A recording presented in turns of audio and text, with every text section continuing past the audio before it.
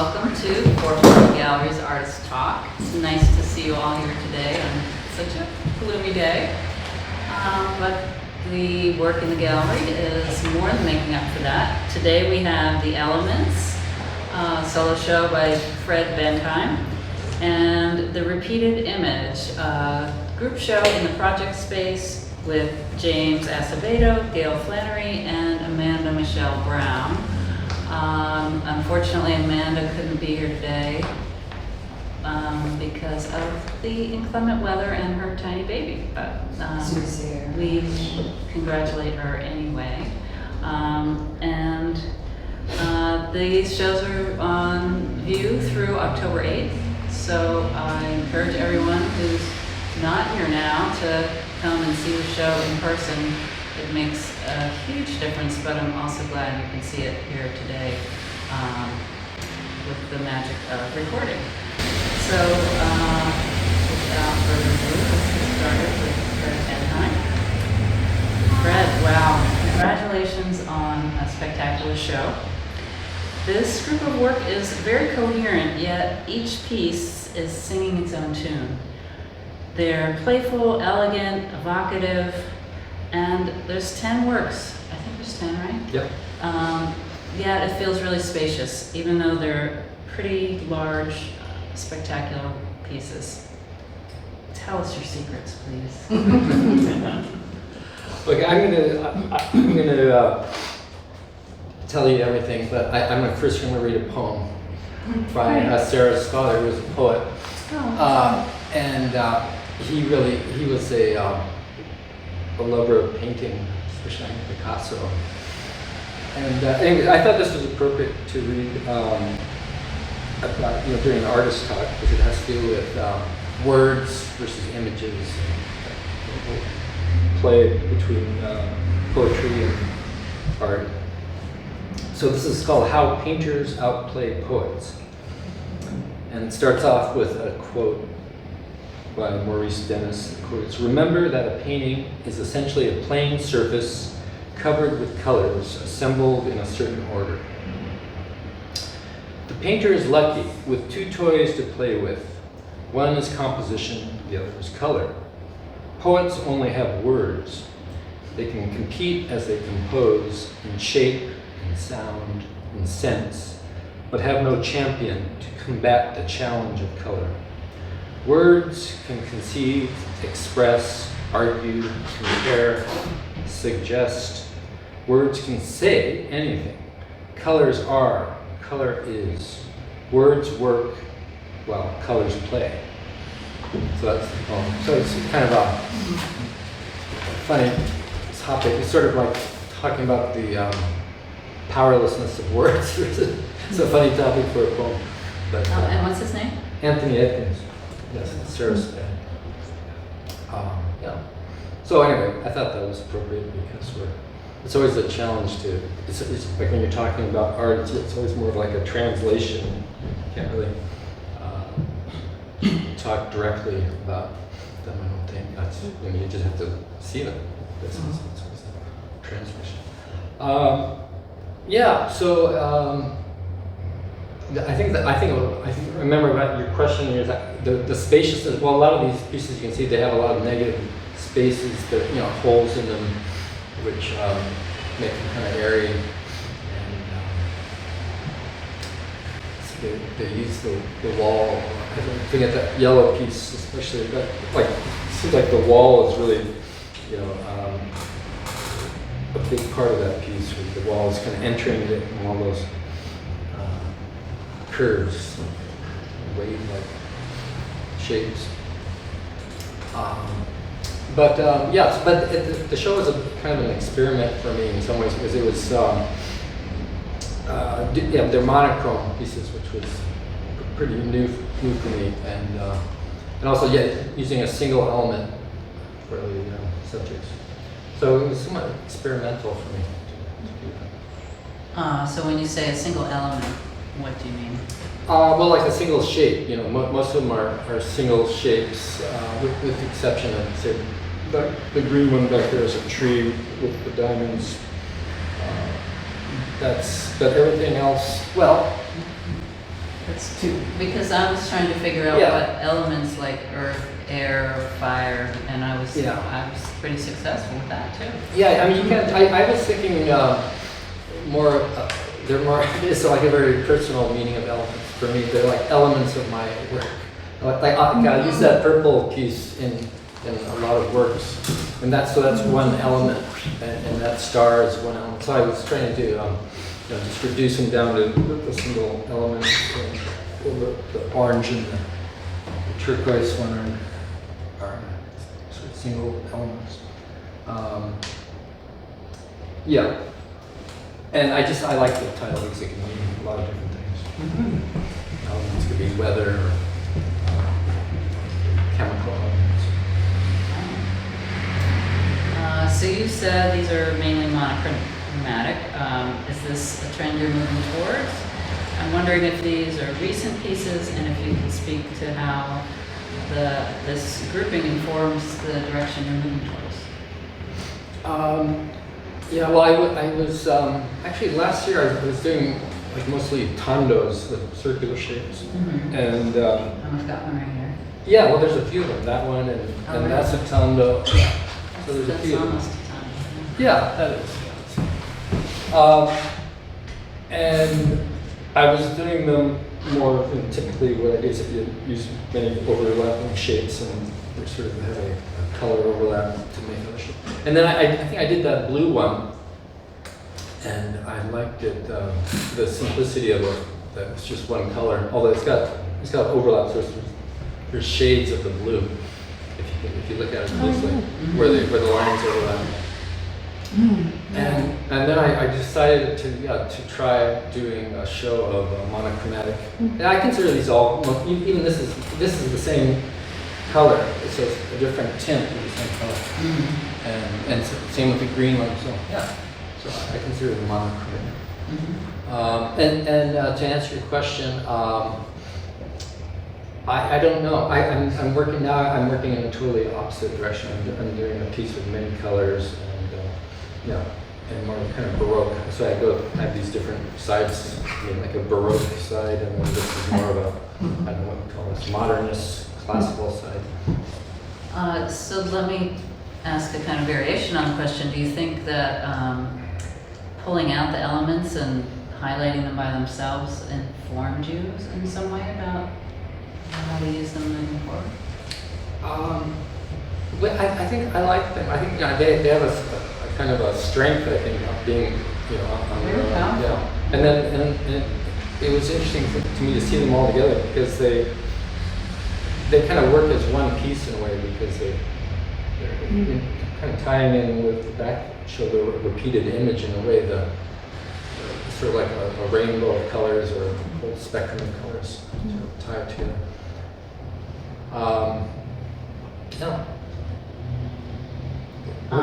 So moving on, both your titles and the character of the forms here imply dualities or maybe even cosmic mysteries. The format of your shape work makes the abstract considerations support these concepts. Would you agree with that, or can you speak to this further? Yeah, I really I work in an abstract visual way. So I don't think of them as except for the tree was the exception. Everything else was that was first the line, the blue piece, and then I saw the sky imagery after I did it. Well, even like the negative space and positive space is kind of a duality, and like are we looking at the shape that's cut out of the wall, or are we looking at the shape that's formed? And then other dualities come up too. So Yeah, I guess you can't get away from the dualities. Even if you have just one image, you always have that in the wall. There's always that relativity, like looking at a piece against and the wall. these are kind of like Well, these have two parts. how are they moving? Yeah. Or they're actually still, but they feel like they're moving. Yeah, especially this one is called Kairos, and which means you know, it's the right time for something to happen. I just sort of like the, I just felt it had some sort of I like the Greek, like a Greek word for it felt Greek to me, and I came across that word. But then after titling it, it seemed appropriate somehow, like you could think it as those two pieces of like cogs, you know, of a clock or something, and lighting up the time. Yeah, so that's implying movement. So finally, another striking aspect of this work is the beautiful craftsmanship.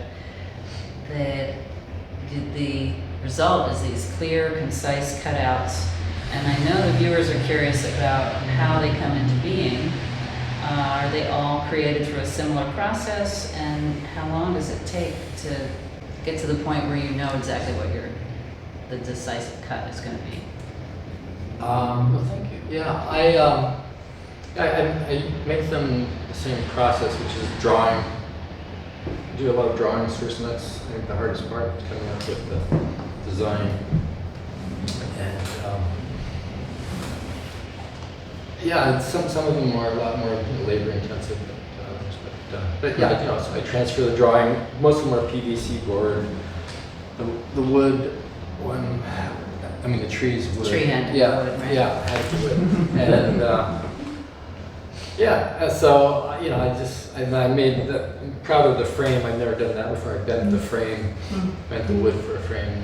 I had to learn how to do that. Called it Dominic, and he gave me some hints. Oh, good. Got a big, you know, piece of PVC pipe to soak the wood in, and bent it.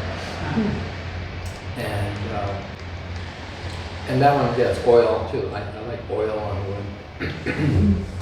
The purple piece is aluminum, and that was interesting to make because that was a completely different process. Where I did a drawing on my computer, sent it to these metal manufacturers, and had to have the drawing called vectorized so they could use it. And then they sent it back to me, you know, in the mail, and it's completely different.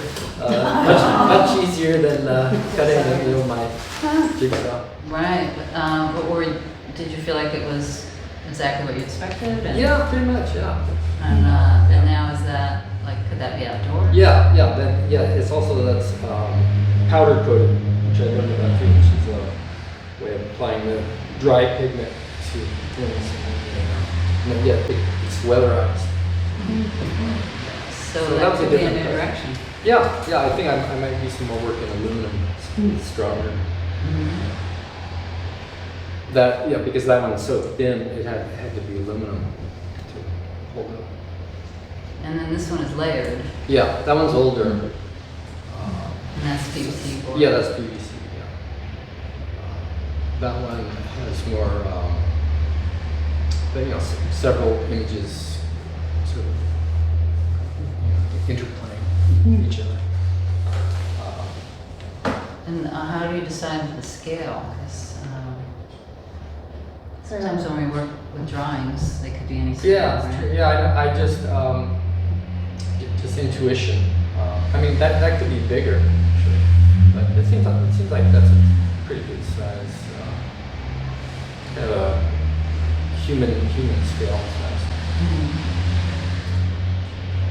Yeah, well, they all have a feeling of just rightness for the size that they are, so it's good instincts there.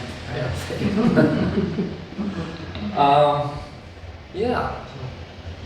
So, do you have any questions, or should we wait till the end? Oh, Can I ask a question? Yeah, Okay. Yeah. One of the other things that I notice is just the way the shadows play with it, affect it, or how the kinds of shadows that are cast are really beautiful. And I'm just wondering if that is something that you consider beforehand, or does chance play a No, part in that's that? just chance, because it depends on the lighting, But they really I like it level with the that, shadows. yeah. And it's also interesting that if you look at the white, like the green one, for instance, you can kind of see it sort of looks pinkish because of the contrast to the Oh, green. the green, And, yeah. and I kind of like those effects that you get. And I like the interior shape of the purple one. It's sort of a star shape. Mhm. So I like the star next to it. It also makes the interior look brighter than the outside. Yeah, that's true. Isn't that interesting? Yeah, hi. Did you, on this piece over your right shoulder, the gears, I guess you could say, did you intend to make it sort of an optical illusion? Is that No, what- how is it an optical illusion? Well, it's not, because I could see how it would, the gears work logically. It's a spiral, but at first it was hard to see that. Yeah. And what came to mind was, oh, is this an Escher-like thing where it's going to mess my mind? I was going to try to make it work or not. And actually, it works. But did you intend to make it complicated to understand in that respect? No, I didn't think it was that complicated to understand. I just like the forms. It's just amazing the way the teeth change, are different sizes, appropriate sizes for the gears. Starting large, or in the middle they're large, getting smaller. Yeah. How the hell did you manage to figure that out?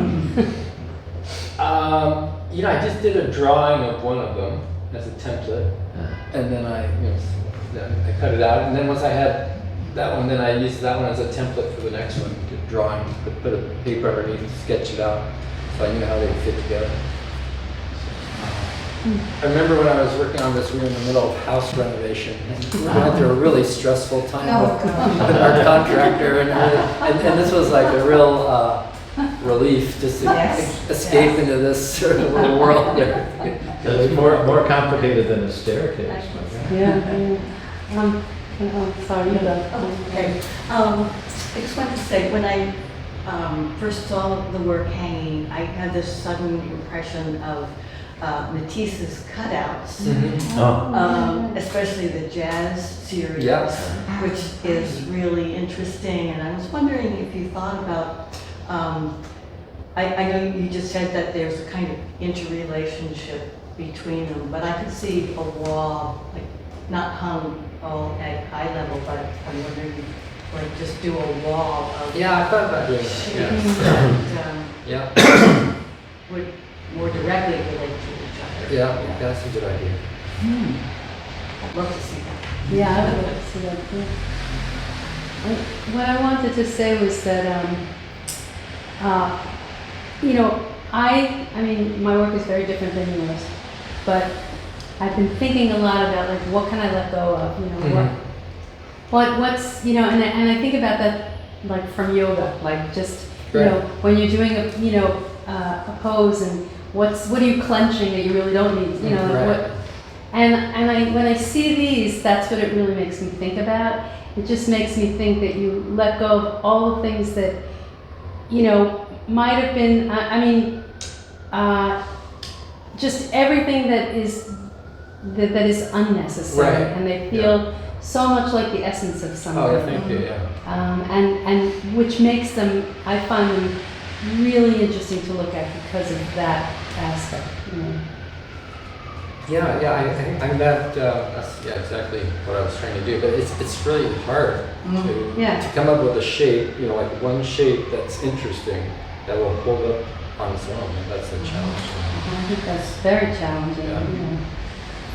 So congratulations, they definitely did that. Thank you. Rebecca. When you said something about vectorizing your drawing, which is something you have to think about in publishing and printing. And it made me think of two-dimensional stuff. And like these are between 1 and 2-dimensional, and I was just imagining if they were embossed prints, deeply embossed prints, which would be more in the world of 2-dimensional, but they also cast a shadow. You're playing with materials here, and 1 and 2-dimensionality. That would be interesting. Yeah, no, I can do that, yeah, sounds good. Another direction for me. Yeah. You wanna do it for me? Have to learn printmaking. Thank you so much, All right, Fred. thank you, Karen. All right.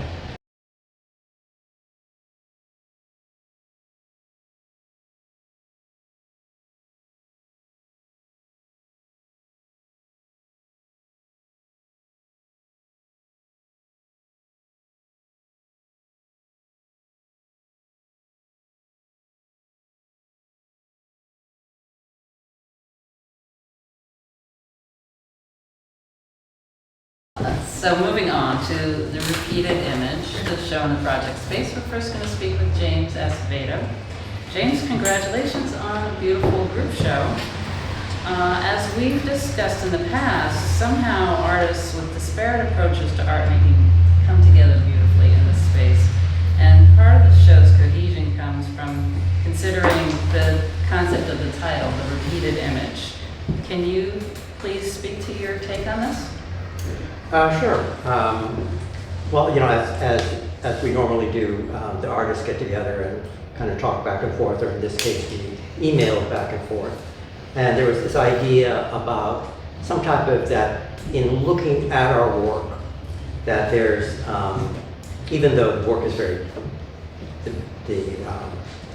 the visuals of the work are very different, there is a shared method where the image is being repeated in different ways. I mean, you know, literally in my work, it's the same image, but in the other artists, the method is repeated. And so it was agreed that the repeated image refers to that. I know initially I had said that I had used the word serial to refer to something that's repeated, but isn't just like an imitation or a duplicate. And I think it was Amanda had the idea that repeat, and I thought repeated was a better word, a more general word. So that was the genesis of that idea. Nice, thank you. I'm fascinated with your subtle palette and your ambiguous imagery. Could you tell us about your approach in these pieces, and integral to that, I'm sure, is the process you use to create them? Can you talk about that as well? Mm-hmm.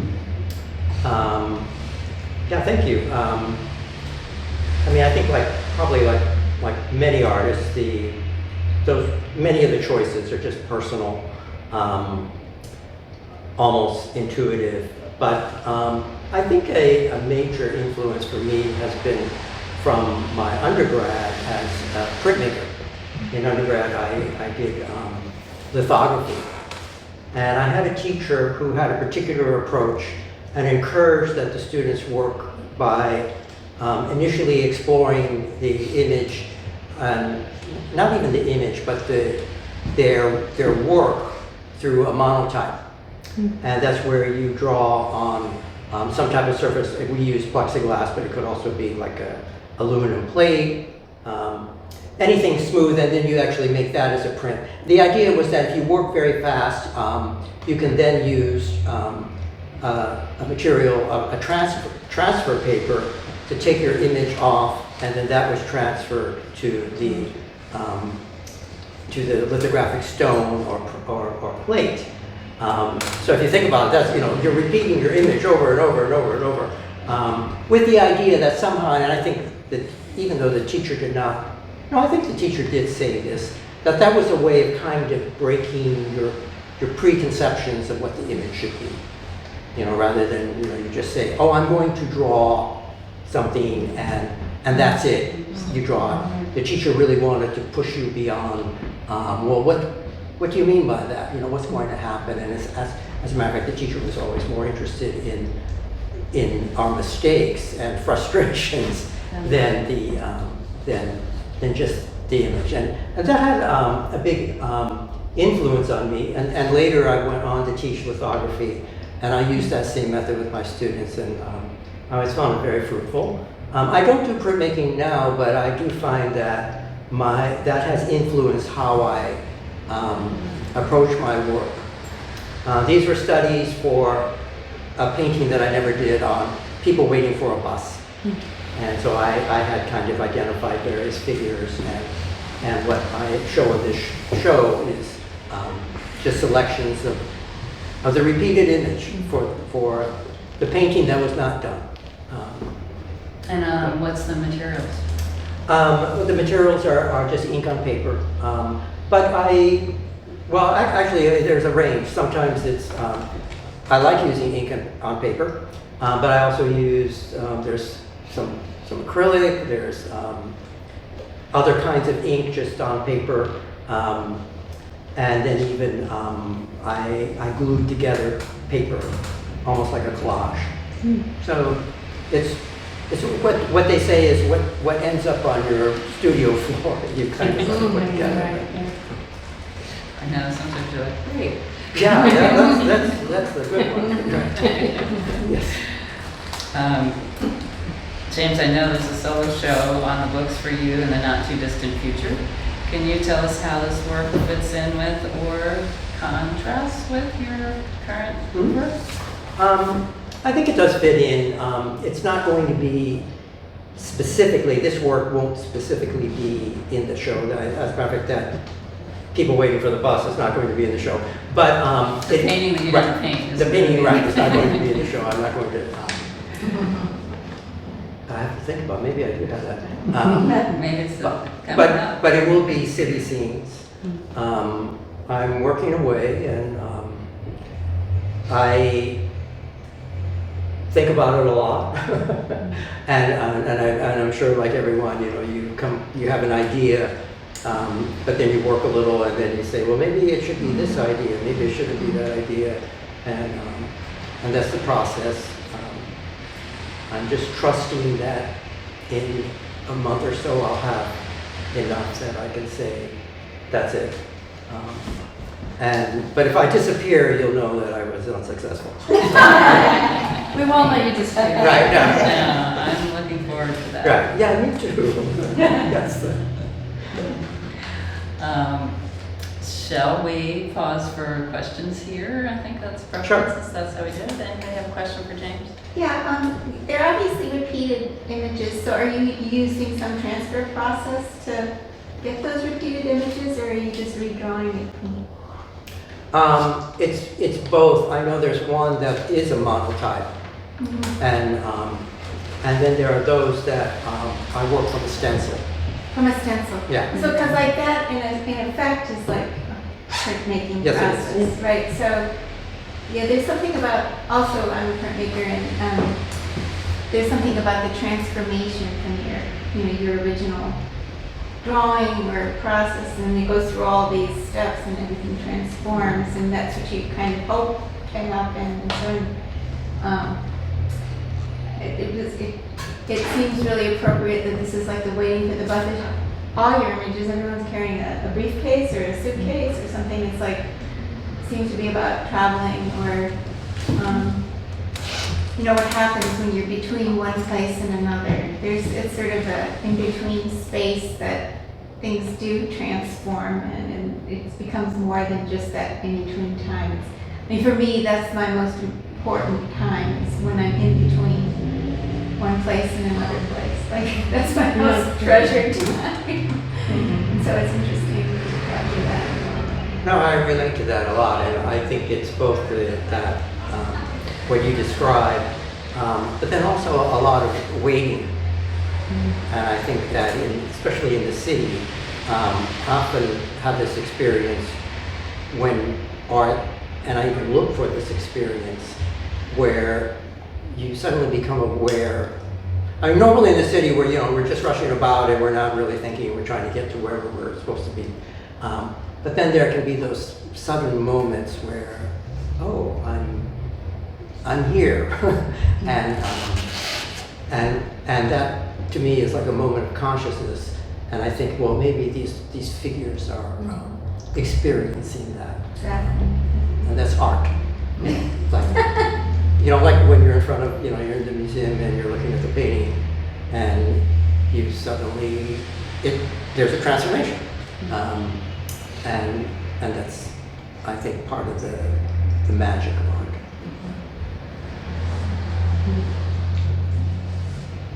So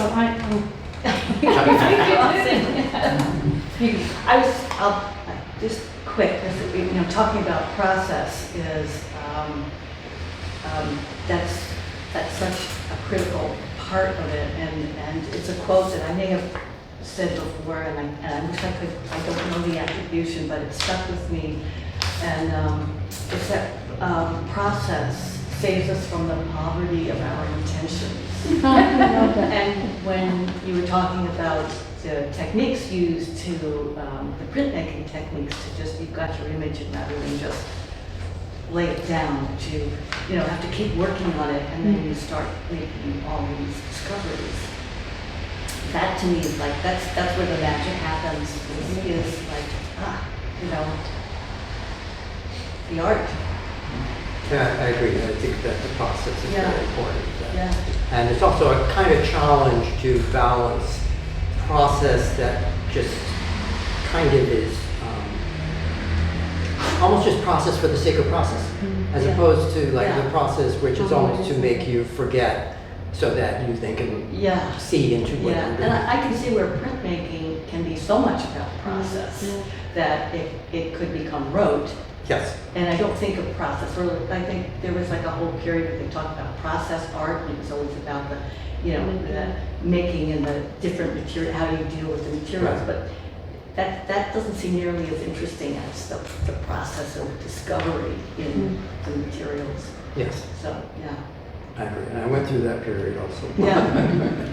But, it's interesting, I'm just thinking that, like I love that idea of like the in-between, when you're going from one place to another, and there's that in-between place, and in a way, at least for me, process is like that also, like just the actual act of doing things. Sometimes I'm between like my idea and where I'm heading, and sometimes that the getting there is the most striking part of it, and then what happens at the end. So in a way, the process and the imagery are very linked. The being on your way to somewhere, physically, and then also just being on your way in terms of your process. Yes. There's sort of a beautiful visual echo in your work that when you see the shape and the color, it's really, it grabbed me right off the bat and pulled me in. I didn't realize you were a printmaker as well, but I think I saw that without even realizing. It's the imagery, the composition is so beautiful. Well, come to the solo show. It'll be totally different, but Thank you so much, James. When's your solo show? January. It's a January show. I think it opens beginning of January. January 10th to Okay, February good. 18th. All right. I didn't want to say In this. case you forgot wrong. Yeah, sort of. That's the beginning of January for me.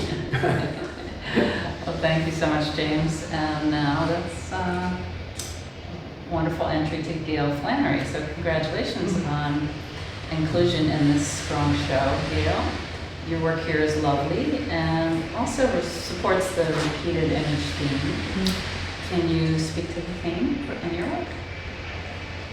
Yes, I was, yes, in two ways, certainly.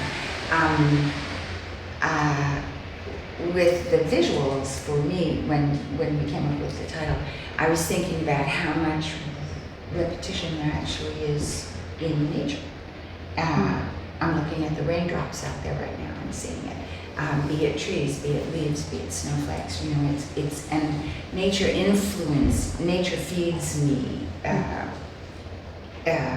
as well as palette.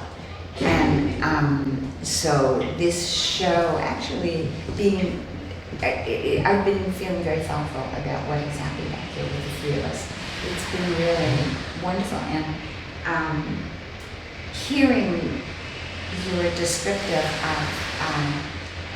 printmaking and how it also is repetition in kind of a building is, I was like, yeah, that's totally me too, absolutely. Like I say, I usually will start with palette and then the composition kind of happens. And often it's repetition. I mean, for me, if it's even just the line, if it's just going across and then across and then across, and then it's like, oh, what have you.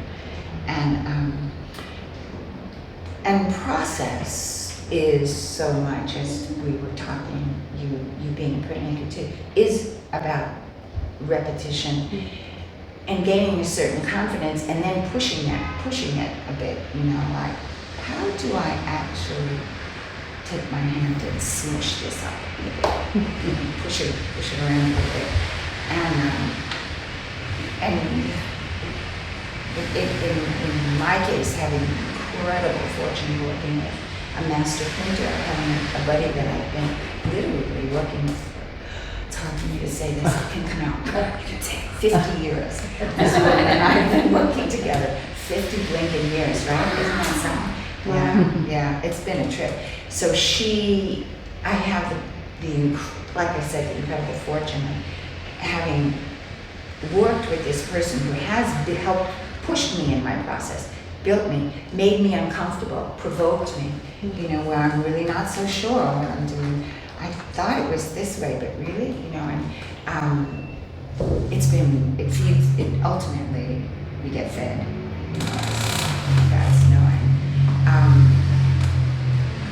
And that print, you crank it up and that first time you pull it up and you kind of go under there and let's see. And then you do it again, you repeat it. And you'll, whether it's Kathy calls them ghost prints, the ink that's left on the plate. And it's really kind of fabulous. And it's like, okay, and then how do I build on it often too? So that leads me to my next question, that your work beautifully contradicts the repetition idea that's inherent in printmaking, because you're doing monoprints or monotypes. Yes. So can you talk about that process? Because then you're not making the exact same thing. No. And as always, I come to you to clear up the difference between monoprints and monotypes. Monotypes, yeah. Well, a monotype, they called it the painterly prints back in Paris, way back when the dudes were doing it. And it really is. You paint on a surface, and it's a unique piece. And if you do that painting, like I said, you can pull it again, depending on how much ink is pulled off, and you can get a ghost. But it's a unique piece. A monoprint, so that's monotype. Okay. A monoprint will have either a dry point.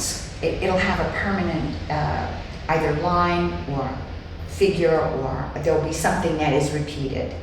So it'll be either a shape or a drawing, or there'll be a mark that every time you make it, that same mark. Whether I carve, But you won't be able to do a addition because you can. Well, because it wouldn't come out exactly the same. no, it would. It would require incredible control of how the plate is inked. But and you would need to have a layout and know I'm inking it exactly this way. And that's where I honor and aren't necessarily unique. monotypes aren't unique. But monotypes. Monotypes are unique. Monoprints, you can have an addition. You can create more than one. You can do. That's I how I'm have gonna 10 remember of the monoprints. Yeah. I still don't quite get that monoprint idea, how that's different to, if you're making marks, how is that different to a simple litho print? Or etching or something. Oh, an example that our teachers used to say is William Blake. Yeah. And his, he made really a kind of engraving, and it would be printed But then he went into each of his editions of his prints and hand colored them. Yeah. Yeah. So now they are similar from edition to edition to edition, but they're unique because you can't like color exactly, and especially the way he colored, which Yeah. is I very- actually heard that it was his wife who did that. Oh, right.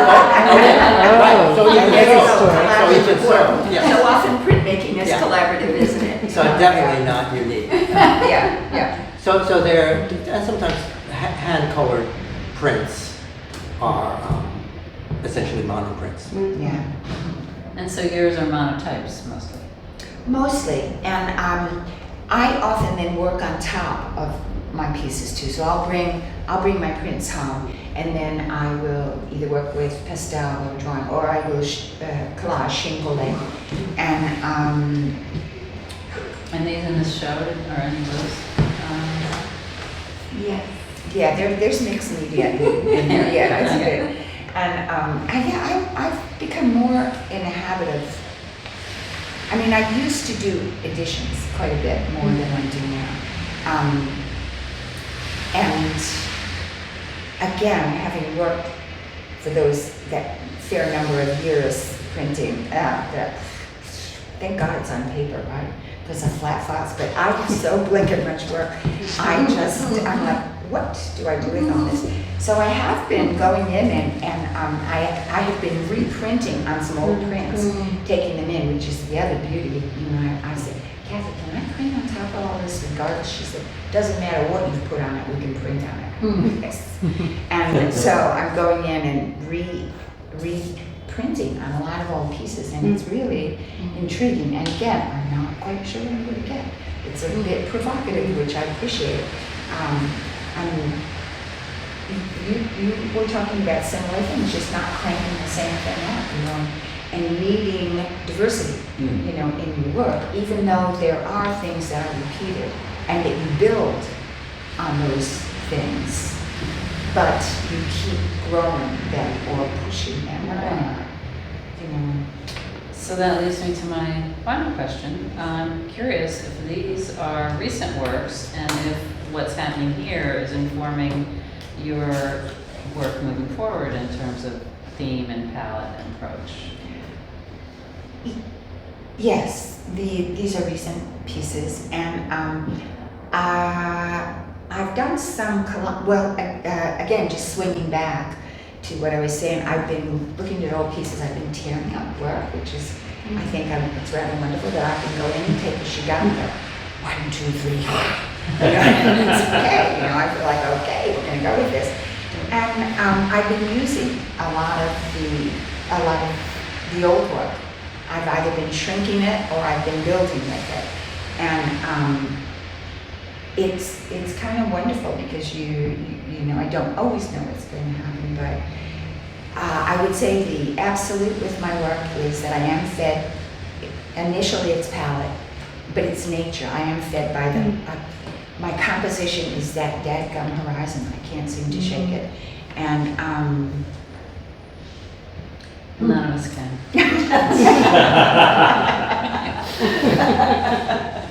point taken. Thanks, Gail. Do we have any questions for Gail? It's not so much a question, but it's like one of the things that I notice is, and one of the, you know, I'm sort of a painter that's always has my eye on printmaking, like I have one toe in printmaking, you know. And one of the things that I always notice about your work is that it has the immediacy of painting in the print, you know, the printmaking. And what you had said earlier about your a professor that you had worked with, and the idea that you can work on many, like you can have this image and then work on it many times before you get to where you're going, or before you decide to commit to it on a different printmaking process where you can, you know, do additions. The part about printmaking that was always hard for me was that you had to commit to this image, and it ended up feeling stiff because I hadn't really explored it. So it's very exciting hearing about that, and then like always thinking about how your work has a real fluidity to it. Thank you. Yeah, I used to etch. I used to do etching, and that did seal the image. And often, if I was doing an edition, there would be somebody else running the edition. I mean, there was a little distance. If I was doing a big edition, usually they'd ink it, and I would have just created the plate and inked up the first one, and then someone else took it over and reproduced it. And I needed to be, like I said, I needed to have my hands in the ink. I appreciated the idea of editioning, and I understand how that helped when there were certain sales situations going on. But I needed to be a little more immediate, and I'm uncertain, I guess. I really appreciate the provocation of not quite knowing where this is going, perhaps. But I know what you mean, because and I think I was very lucky. I had a good teacher, and some other teachers who worked in the way I was describing. But then I do recall the type of printmaking teacher that I could understand what can make you not like printmaking. Yes. Or feel like sort of move it in the direction of more rigidity, Yes. as opposed to more fluidity. So it's interesting. And not following the rules, you know, Yeah. and even the rules of like keeping the shop clean and that kind of thing. Oh, that made me laugh a little bit. Yeah, I know. Yeah. And where you're an artist and you want to like, I have one other question, but I'm sorry, I keep asking a million questions. You use walnut oil a lot in your walnut ink in your work, and I really love the way that peeks through in a lot of different places. You know, it's such a beautiful kind of ink. You know, it has such a warm tone, and there's just something very unique about walnut oil. Like I remember, I think I either asked you or you had mentioned it, and the minute you said it, I was like, oh yeah, that's what it is. You know, it's so. Do you use that on a regular basis? at times. Yeah. I'm thinking that right now I'm primarily using different kinds of India ink, but I do have the bottles of that and it comes out too. Yeah. It's nice when it peeks through. Yeah. Thank you, Gail. And thank you, everybody. I just want to mention a few things for those here and those who are viewing the recording. There's a closing party for these shows October 8th from 4 to 6 p.m. And next up is Susan Greenstein, and her show is called To Every Season, solo show from October 12th through November 19th. I hope I got everything correct. The opening reception is the 14th, October 14th from 5 to 7. And that includes Eclectic Visions in the project space, which is myself, Joanne Acey, and Juliette Martin. So don't miss it. And Fred has an upcoming show October 13th and 14th, Into the Woods at 160 Underhill Ave, correct? Yeah, more information to follow. More information to follow, yes. And James's solo show, I'll repeat again, is January 10th to February 18th. Oh, whoops, and there's a January solo show for Fred also at 490 Atlantic Avenue with all new work. 2024 is going to be a big year. And Kiwanis Open Studios is coming up, and can't miss it. It's October 21st and 22nd, and I'll let you know that there are many 440 people at 280 Nevin Street this year. It's going to be myself and Fred and Gail and Janet Peterson and Catherine Orrick and Robin Roy. And there'll also be some 440 artists showing at Principles Cafe on 9th Street, including Susan, and do you want to say who else? Oh gosh, I don't know. Well, Fred will be there, Gail will be there, Catherine will be there, Janet, James, and who am I, and Juliet. Enjoy. And Joy. And Apologies if I. And just to wrap it up, also, I'll be showing at TI Studios where my current studio is, and Ellen Chuse, one of our esteemed members, will also be showing there. And that should do it for today's Arts Talk. Thank you everyone for being here. Thank you.